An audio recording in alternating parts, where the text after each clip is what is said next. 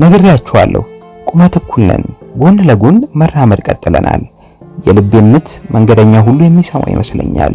እንደ ኮረዳ የሚሰማኝ ስሜት ደግሞ ሁለመናዬን አጥምቆታል። በቀስታ በጣም ጨለማ ወደ ሆነበት አቅጣጫ መሄድ ጀመርን። የኛን በር አለፍነው። ቀጥሎ በቀኝ በኩል ያለውን የእነትዬ ደስታን ግቢም አለፍን። እየሄድን ነው። የሰፈሩ የሰንሰለት አጥሮች እጅብ ብለው ወደ መንገዱ በተንዘረፈፉበት አቅጣጫ። በነገራችን ላይ በዛ ዘመን በእኛ ቅያስ ካሉት ግቢዎች አብዛኞቹ በሰንሰልና በባህር ዛፍ እንጨት የታጠሩ ስለነበሩ አካባቢው ሰንሰል ሰፈር ተብሎ ይጠራ ነበር።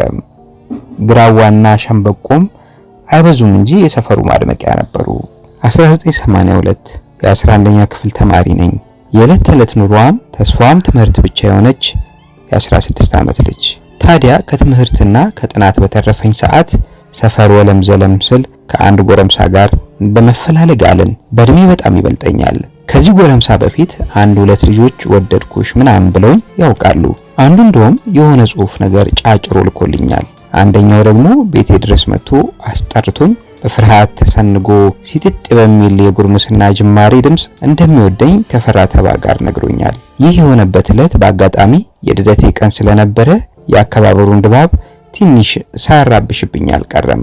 እንዴት ቢደፍሩኝ እኔን ለዚህ አይነት ነገር ይጠይቁኛል ብዬ ቡራ ከረዩ ብያለሁ። ለጓደኞቻቸውም ስሞታ አቅርቤያለሁ። እህት አይደለው ወንድሜስ አይደለህ ሳልላቸው የቀረውም አይመስለኝም። አንደኛው ወደድኩሽ ባይ የሌዋ ሰፈር ልጅ ነው። እድሜው ከፍ ካለ በኋላ የኛ ጎረቤት የሆኑ አክስቱ ዘንድ መጥቶ ለጥቂት ዓመታት ኖሯል። ሌላኛው ደግሞ የቀበሌ ሰፈር ልጅ ነው። ማለትም መኖሪያው ከኛ መንደር ትንሽ ይርቃል። እናቱ ግን የእናቴ ሴት እድር ማህበርተኛ ናቸው።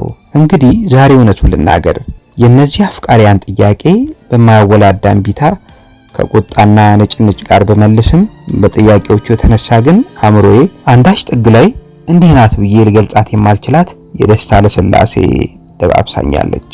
እንደ ጓደኞቼ ሁሉ የጥየቃው ወግ ደረሰኝ የምትል ፈተናውን ያጠነከረብኝ ጎረምሳ ግን ዞር በል አልፈልግም የምልበትን ጉልበት እያዋዛ ሸረሸረው። መጀመሪያ ወድሻለሁ ሲለኝ አንተ ታውቂለ እንዴ ከትምህርት የሚያዛንፈኝ ነገር እንደማልፈልግ ምናምን ብዬ እምቢታዬን አፍረጥጬ ነገርኩት።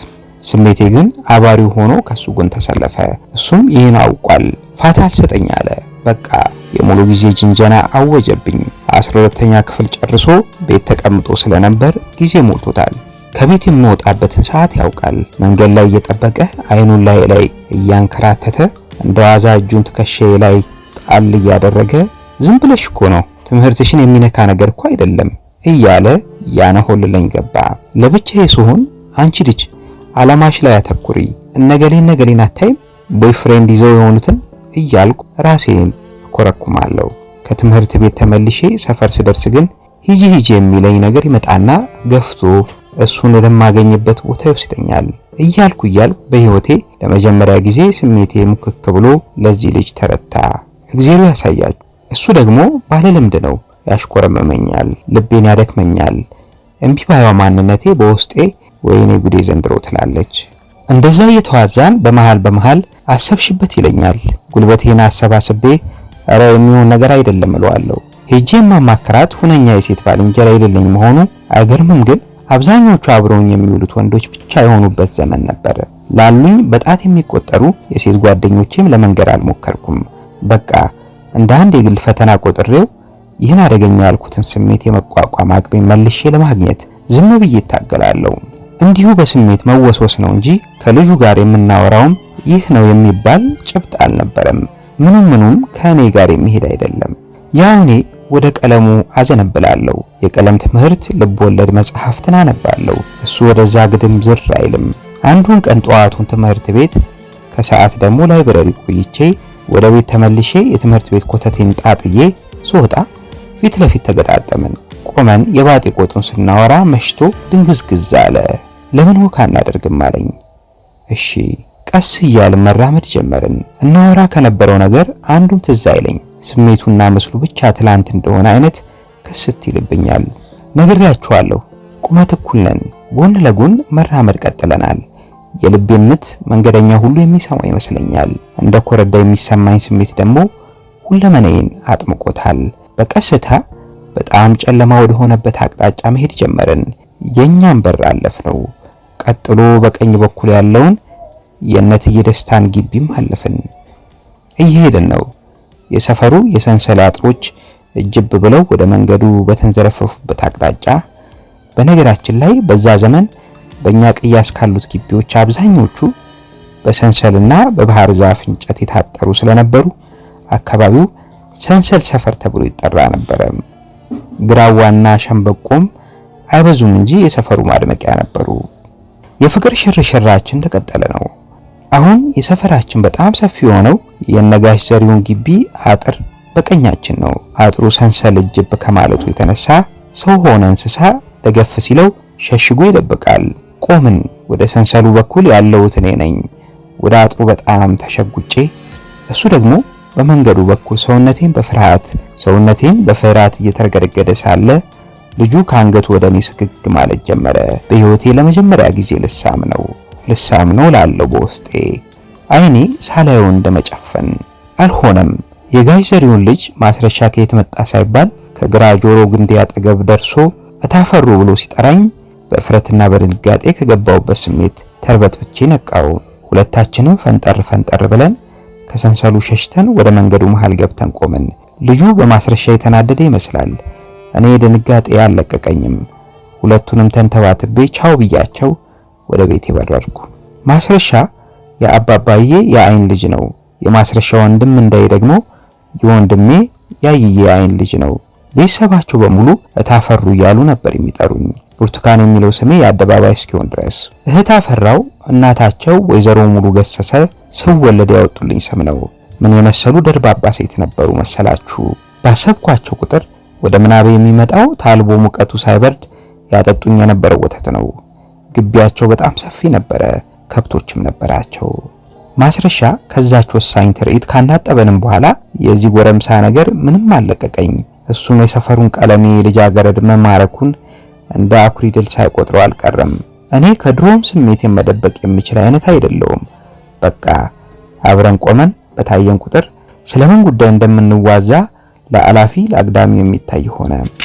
ነገሩ ከገባቸውና ካሳሰባቸው ሰዎች አንዱ የሁለተኛ ደረጃ ትምህርት ለመማር በ1976 ከደራ መጥቶ ከኛ ጋር አብሮን ይኖር የነበረው የአጎቴ ልጅ ዘሩ ይልማ ነበርም። ከዛ በፊት አድርጎ የማያውቀውን 1-2 ቀን አርፈሽ ተቀመጭ እያለ አመነጫጨቀኝ። ከዛ ወንድምሽ ጋር ሲዳማ መሄድ አለብሽ ብሎ ወጥሮ ያዘኝ። እኔም ብዙ አላንገራገርኩም። ከዚህ ጎረምሳ መላቀቅ ፈልጌ ነበርና መጽሐፍቴንና ልብሴን ሸክፌ ጉዞ ወደ ሰንትሪያ በሲዳማ ክልል በአለታ ወንዶና በተፈሪ ኬላ መካከል የምትገኝ የገጠር ከተማ ነች። ወንድም ያይዬና ባለቤቱ አይና ለማለሙ ከሮቤ መምህራ ማሰልጠኛ በ1973 ተመርቀው ብዙም ሳይቆዩ ነው የተጋቡት። ከሰንትሪያ በፊት አጋራስ ወዲታና ቦና ቀባላንካ የሚባሉ ቦታዎች አብረው ሰርተዋል። ወንድሜ ብቸኛ የሆነው የሰንትሪያ የመጀመሪያ ደረጃ ትምህርት ቤት እርሰ መምህር ነው። ባለቤቱ ደግሞ እዛው ትምህርት ቤት የሳይንስ መምህርት። የሰንትሪያ ጉዞዬ በጉጉት የተሞላ ነበረ።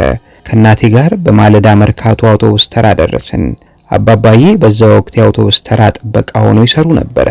ይሁን እንጂ ተረኛ ስላልነበሩ ነው መሰል አላገኘናቸውም። ከአዲስ አበባ ዝዋይ ለምሳ አርፎ ከዚያም ባለታ ወንዶ በኩል አድርጎ ዲላ በሚሄደው አገር አቋራጭ አውቶቡስ ተሳፈርኩ። ከመነሳታችን በፊት 2 በጣም አስፈላጊ መረጃዎች ተደጋግሞ ተነግረውኛል። ዝዋይ አውቶቡሱ ለምሳ ሲቆም ከተሳፋሪዎቹ ጋር ወርጄ አንድ ሆቴል ገብቼ ምሳዬን በልቼ ቶሎ ወደ መኪናው መመለስ እንዳለብኝና አውቶቡሱ አለታ ወንዶን አልፎ ሰንትሪያ ገብቶ ትምህርት ቤቱ ጋር ሲደርስ መኪናውን አስቆሜ መውረድ እንዳለብኝ። ከአዲስ አበባ ውጭ ስሄድ የመጀመሪያ አይደለም። ከዚያ በፊት ከእናቴ ጋር ድሬዳዋ ሄጃለሁ። ራሴን ችዬ የሙሉ ቀን ጉዞ ለማድረግ መነሳቴ ግን አዲስ ነገር ነውና ፍንክንክ አድርጎኛል። ከአውቶቡስ ተራ ወጥተን መኪናው በሚያጫውተው ሙዚቃ እየተዋዛን ጉዞ ቀጠለ። ሙዚቃው አውቶቡሱ አናት ላይ በተገጠመለት ሜጋፎን ስለሚያስተጋባ በአውራ ጎዳናው ግራና ቀኝ ላሉ ሰዎች ጎልቶ ይሰማል። ለክረምቱ ቆይታዬ ከያዝኳቸው የቀለም ትምህርትና የማትሪክ ፈተና መለማመጃ ጥራዞች በተጨማሪ ልብ ወለድ መጽሐፍት ይዤ ስለነበር ከነሱ አንዱ ማንበብ ጀምሬያለሁ። አእምሮዬ በመጽሐፌ በሙዚቃውና በመስኮት አሻግሬ በማየው ወሬና መልክዓ ምድር መካከል እየተመለሰ የመጀመሪያዎቹ የጉዞ ሰዓታት ዘና ባለ መንፈስ አለፉ። ወደ ሞጆ ገደማ ስንደርስ ግን የአውቶቡሱ ቴፕ ከዛ በፊት በፍጹም ሰምቼ የማላውቃቸው ዘፈኖች ደጋግሞ ማጫወት ጀመረ። ዘፋኙ ድምጸ መረዋ፣ ዜማው ለዛማ፣ ሙዚቃው ሀዘንተኛ ድባብ የተጫነው ነበረ። ዘፈኑ የዓለማየሁ እሸቴ ስቀሽ አታስቂኝ ነው። ከቀሰቀሰኝ ስሜት ለመሸሽ ባለ በሌላ አቅሜ በጥርም አልሆነም። ልቋቋም ወዳልቻልኩት ሀዘንና ድብርት ጥርግ አድርጎ ይዞኝ ሄደ። በዛ እድሜ ዘፈን ልውደድ እንጂ ግጥም እምብዛም አይያዝልኝም ነበረ። የዚህ ዘፈን ግጥም ግን እያንዳንዷ ቃልና ፊደል ጥርትና ቅርጽ ብላ የጆሮ ታምቡሬ ላይ ታርፋለች። የምሳ ከተማችን በርካታ የሀገር አቋራጭ አውቶቡሶች ተጨናንቃና በተሳፋሪዎች ጩኸታም ግርግር ተሞልታ ተቀበለችን። ወንድሜ ሲያወራ እንደሰማሁት በፊት ከአዲስ አበባ ወደ ሞያሌ የሚዘልቀውን አውራ ጎዳና ይዘው ወደ ተለያየ አቅጣጫ የሚያቀኑ ሀገር አቋራጭ አውቶቡሶች ለምሳ የሚቆሙበት መቂ ከተማ ነበረ። የምሳ ስፍራ ዝዋይ ከመሆኑ በፊት ሹፌሮቹን ለማማለል በሁለቱ ከተሞች የሚገኙ የሆቴልና የምግብ ቤት ባለቤቶች ብዙ ተሻክቷል አሉ። ለሹፌሮችና ለረዳቶቻቸው በነፃ ምሳ በማብላትና ጉርሻ በመስጠት። ያም ሆነ ይህ እኔ ዝዋይ ባቱን እንዳየኋት ወድጃታለሁ ከሙቀቷ በቀር። በዛ ላይ ለመጀመሪያ ጊዜ ለራሴ ምሳ ከፍዬ በላውባት። የተጠበሰ አሳ ለመጀመሪያ ጊዜ ቀመስኩባት። ከምሳ መልስ አውቶቡሳችን ግራር የሞላበትን በረሃማ የግራ ቀኝ እይታ ወደ ኋላ እየተወ ወደ ልምላሜ ለበስ ገጸ ምድር ያዘልቀኝ ጀመር። አርሲ ነገሌ፣ ሻሸመኔ፣ ጥቁር ውሃ፣ ሐዋሳን ወደ ኋላችን ጥለን በጣም አርጅታ አሮጌና አቧራማ ወደ ሆነችው አለታ ወንዶ ስንደርስ የልቤ ምቷ የሰውነቴ አድሬናሊን ናሩ። አንድም አየየና ቤቶቹን ለማየት ካለኝ ጉጉት፣ አንድም አውቶቡሱን አስቁመሽ ውረጂ የተባልኩበትን የሰንተሪያ የመጀመሪያ ደረጃ ትምህርት ቤት ባልፎስ በሚል ስጋት። ከአለታ ወንዶ ወጥቶ ወደ ሰንተሪያ የሚወስደው መንገድ ደማቅ ቀይ ከሆነው የአካባቢው አፈር ቀለም ጋር የተላወሰ ፒስታ ነው። መንገዱ በሰንተሪያ አልፎ ተፈሪኬላ የተባለችውን የወረዳ ከተማ ነክቶ ከዋናው አዲስ አበባ ሞያሌ አውራ ጎዳና ጋር ጭኮ የሚባል የገጠር ከተማ ላይ የሚገጥም ነው። የሰንተሪያ ዙሪያ ገጠራማ አካባቢ ስንደርስ ድንቅ ተፈጥሮን ስናይ የሚፈጠረው የአድናቆት ስሜት ሙሉ ሰውነቴን ወረረኝ። ያኮረቱት ፍሬ የከበዳቸው የብርቱካን ዛፎች፣ እንደ ፕሪም ቀለም ባለ ቅላት በደመቁ ፍሬዎች የተበተቡ የቡና ዛፎች፣ ለከተማ ሰው ዓይን ለመለየት ትንሽ የሚያስቸግሩ ትላልቅ የሙዝና የእንስሳት ተክሎች ተቀላቅለውና ተመሳቅለው በተለምዶ ከማውቀው የጎጆ ቤት በተለየ ግዝፈትና ውበት የተሰሩትን ባለክፍክፋት ጎጆዎችን ከቦ ማየት ከጠበቅኩት በላይ መንፈሴን አደሰው። ባለጥቁርና ነጭ ካባው ጉሬዛ ቁመተ ረጃጅሞቹን ዛፎች ከላይ ወደ ታች እየተወረወረ ሲያተራምሳቸው ሳይማ ነፍስም አልቀረኝ። እንዲህ በማየው እየተገረምኩ ወደ 1 ሰዓት ያህል እንደተጓዝን የሰንተሪያ ብቸኛዋን ትምህርት ቤት በሩቅ በግራ በኩል ብቅ አለች። ወራጅ ብዬ ለአውታንቲው ነግሬው መኪናውን አስቁሜ ወረድኩም። ወንድሜና ባለቤቱ ሞቅ አድርገው ተቀበሉኝ። ያኔ የ6 እና 4 ዓመት ህፃናት የነበሩት ልጆቻቸው መሳይና ያሬድ አየለ ደስታዬን አሞቁልኝ። በነገራችን ላይ ሰንተሪያ ከተማ ነች ስላችሁ ያው ከተማ ስለሚሏት እንጂ ለከተማነት የበቃችስ አይደለችም። ያኔዋ ሰንተሪያ ሰው በ10 ደቂቃ ውስጥ በእግሩ ዞሮ ያዳርሳታል። መሃል ከተማ የሚባለው አካባቢ የቀበሌ ህብረት ሱቅ ጽህፈት ቤት አለ። ኃላፊው አቶ ወልካ ቦርሳሞ የወንድሜንና የባለቤቱ የቅርብ ወዳጅ ነው። ገና እንዳያችሁት ገራገርነቱ የሚሰማችሁ አይነት ሰው። ከቀበሌ ጽህፈት ቤቱ ትይዩ ርጅጅት ያሉ ግድግዳቸው በከፊል የፈረሱ መቃን ማገራቸው ውንግርግር ብለው አፍጥጠው የሚታዩ ባለበረንዳ መደዳ ቤቶች አሉ። ምናልባትም እነዚያ ቤቶች ከከተማዋ ስትከትም ጀምሮ የነበሩ ይሆናሉ። አብዛኞቹ ፓስቲና ሻይ የሚሸጥባቸው ውስጣቸው ጭልምልም ያለ ሻይ ቤቶች ናቸው። ሌሎቹ ደግሞ የሸቀጣሸቀጥ መደብሮችና ወፍጮ ቤቶች። ብዙ የገጠር ከተሞች ስትሄዱ እንዳለመልማታቸው በእድሜያቸው ወጣት አለመሆናቸውን የሚያሳብቁባቸው እንዲህ አይነት ቤቶች አይጠፉም አይደል? ከተማው ያርጅ እንጂ የወንድሜና ባለቤቱ ቤት ጨምሮ የሌሎች አስተማሪዎች ቤቶች ግቢያቸው በረጃጅም ፍልጥ እንጨት በአግባቡ የታጠሩ የቤት በረንዳ ያላቸው፣ ከተማ እንደተለመደው በአሞራ ክንፍ ቅርጽ ጥሩ ሆነው የተገነቡ፣ ውስጣቸው ጽዱ፣ ወለላቸው በወፍራም ቀርከሃ የተጌጠ፣ በብዙ የእጅ ስራ በተዋቡ ወንበሮችና ሌሎች ዋጋ ባላቸው የቤት ውስጥ ቁሳቁሶች የተሞሉ መኖሪያ ቤቶች ናቸው። ሰንተሪያ ገና ብዙ የሚቀራት የገጠር ከተማ መሆኗ በግልጽ የሚታየው መሽቶ ላምባና ፋኖስ ሲለኮስ ነው። የቧንቧ ውሃም የላትም።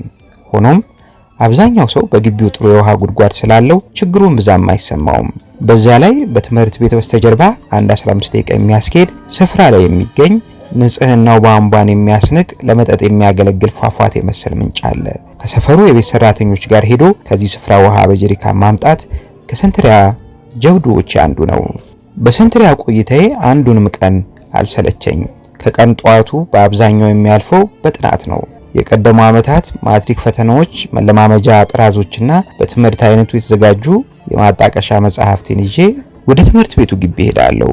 አየዬ የቢሮውን ቁልፍ ቢሰጠኝም በግቢው ልምላሜ ዘና እያልኩ አንዱ ጥግ ላይ ቁጭ ብዬ ተቀምጬ ማጥናትን እመርጥ ነበር። በጥናቴ መሃል ያ የተፈታተነኝ ጎረምሳ ትዝ ይለኛል፣ እንደ መናፈቅም ያደርገኛል። እየቆየው ሲሄድ ግን ናፍቆቱ ምን ሆኜ ነው እንደዛ ይሆንኩለት ወደሚል ራስን መታዘብ እየተቀየረ መጣ። ቤቴ የተደፋ ውሃ የማላቀና ልጅ እዚህ ከጥናት መልስ የጓዳ ስራ ማገዝ በደስታ የማደርገው ጉዳይ ሆነ። በወንድሜ ሚስት ጎሽ መባልን ፈልጌ ይሆን በሌላ ምክንያት አላውቅም። የወንድሜ ሚስት አይን ዓለም ባለሙያነቷ ልክ የለውም። ከዛ የተነሳ ሌላ ሰው የሚሰራውን እምብዛም አይጥማትም። ለኔ ስራ ግን እጅጉን ቸር ነበረች። ዝም ብላ ታደንቅልኛለች። ሰንተሪያ በቆየሁበት ጊዜ ሁሉ እና አይንዬ የነበራቸውን ባለ 2 ስፒከር ፓናሶኒክ ቴፓቸውን እንዴት በብርቅ እንደማየው እነሱ ማወቃቸውን እንጃ። ምን አለፋችሁ እኔ ቤት ውስጥ ካለው አንዱ የዘመኑ ካሴት እየተጫወተ ነው። በእርግጥ አብዛኛውን የአየር ሰዓት በ1980 በወጣው የመስፍን አበበ ካሴት የተሸፈነ ነው። ያጅልኝ ቀጠሮ፣ ቦታ መረጭና ወይ ሐረር ወይ ሸገር አጫውችኝ ነይና የአልበሙን ሁሉንም ዘፈኖች ሳይሰለቹኝ ባዳመጣቸውም ለምን እንደሆነ አላውቅም እቷይናማዬ የሚለውን ዘፈኑን ከሁሉም አስበልጠዋለሁ። ፍቅሬ ከዜማው ይመስለኛል። የአስቴር አወቀን ሰበቡም አዲስ ስለነበር አልፎ አልፎ እንሰማዋለን። እንዲህ በአስቴር ዘፈኖች ለሁሌም ተከትቤ ልቅር በልጅነቴ እንደ አስቴር አወቀ የማደምጠው ዘፋኝ አልነበረም። የ2 ወር የሲዳማ ቆይታዬ ምንም ሳይሰለቸኝ አልቆ ነሐሴ መጨረሻ ላይ ስመለስ ጉዞ በሁሉም ሚዛን ግቡን የመታ ነበረ። በተመለስኩ በ3ኛው ቀን የአመዘዘኛ ጎረምሳ ሲመጣ ከሩቅ አየሁት። ትልቅ ፈገግታ ተላብሶ ወደ እኔ እየቀረበ ነው። እርግጠኛ ነኝ በ2 እጅ ታቅፎ መሳም ጠብቋል። የገጠመው ግን ተቃራኒ ሆነ። እጁን ጨብጬ ታዲያስ የሚል ቀዝቃዛ ሰላምታ። እውነቱን ለመናገር ለራሴም ሁኔታው ገርሞኛል። ያ ያነሆለለኝ ምኞት በስሜቴ ምህዳር ላይ ምንም የሞቀ ስሜት የማይጭር የሩቅ ዘመን ህልም አይነት ነገር ሆኗል።